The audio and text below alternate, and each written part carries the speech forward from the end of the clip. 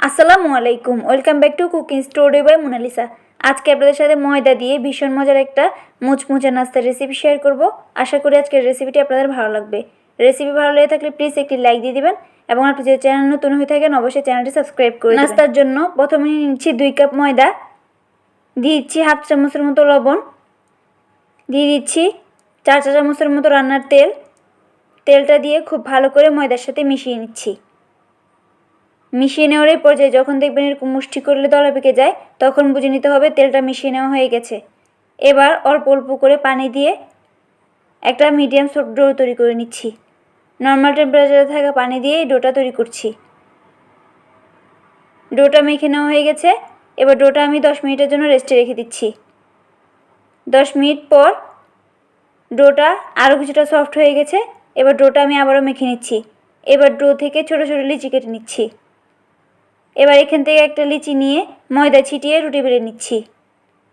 রুটি বেলে নেওয়া হয়ে গেছে।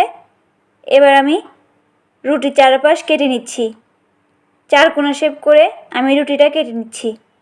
4 কোণা করে কেটে নেওয়া হয়ে গেলে এবার আমি রুটি থেকে মাঝ বরাবর কেটে নিচ্ছি। আমি কীভাবে কেটে নিচ্ছি আপনাদের স্ক্রিনে দেখেই বুঝে নিতে হবে।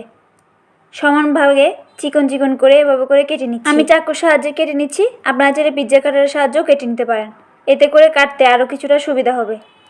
অবশ্যই এরকম চিকন চিকন করে কেটে নিতে হবে, এতে করে লেয়ারগুলো দেখতে সুন্দর লাগবে আর নাস্তাটাও অনেক বেশি ক্রিস্পি হবে। কেটে নেওয়া হয়ে গেলে এবার আমি চারপাশে পানি লাগিয়ে দিচ্ছি, এতে করে খুব সহজেই সিল হয়ে যাবে। অবশ্যই খুব ভালোভাবে পানি লাগিয়ে নিতে হবে। পানি লাগিয়ে নেওয়া হয়ে গেলে প্রথমে একটা ভাঁজ দিয়ে নিচ্ছি। এবার আবারও পানি লাগিয়ে আবারও ভাঁজ দিয়ে নিচ্ছি। এবার একটু এরকম ঝাঁকিয়ে এরকম করে মুখটা সিল করে দিচ্ছি। আপনাদের স্ক্রিনে দেখেই বুঝে নিতে হবে আমি কীভাবে করে নিচ্ছি। এভাবে লেয়ারটা একটু ছাড়িয়ে নিচ্ছি। তবে আপনারা এটা তৈরির সময় একটু ময়দা ছিটিয়ে দিবেন, এতে করে লেয়ারটা আলাদা হয়ে যাবে। সবগুলো বানিয়ে এবার নাস্তাগুলো ভেজে নিব। নাস্তাগুলো ভেজে নেওয়ার জন্য চুলায় তেল দিয়ে দিয়েছি। তেলটা দিয়ে 1 মিনিট পরে আমি নাস্তাগুলো দিয়ে দিচ্ছি। চুলার আঁচ মিডিয়ামে রেখে উল্টে পাল্টে গোল্ডেন ব্রাউন করে নাস্তাগুলো ভেজে নিচ্ছি। অবশ্যই একটু সময় নিয়ে ভাজবেন, এতে করে নাস্তাগুলো অনেক বেশি ক্রিস্পি হবে। আপনারা চাইলে নাস্তাগুলো এভাবেও খেতে পারেন, তবে আমি চিনির শিরায় আজকে ভিজাবো, তার জন্য চিনির শিরাটা তৈরি করে নিচ্ছি। নিয়ে নিচ্ছি হাফ কাপ চিনি। হাফ কাপ চিনির মধ্যে দিয়ে দিচ্ছি 1 কাপ পানি। এবার অনবরত নেড়ে চেড়ে 4 থেকে 5 মিনিট সময় ধরে চিনি শিরাটা জাল করে নিচ্ছি। চিনি শিরাটা জাল করে নেওয়া হয়ে গেছে। শিরাটা হয়ে গেলে চুলাটা অফ করে দিয়ে গরম থাকা অবস্থায় শিরার মধ্যে নাস্তাগুলো দিয়ে উল্টে পাল্টে শিরা থেকে তুলে নিচ্ছি। ব্যাস, খুব সহজেই তৈরি হয়ে গেল ময়দা দিয়ে মুচমুচে নাস্তার রেসিপি। আশা করি আজকের রেসিপিটি ভালো লেগেছে।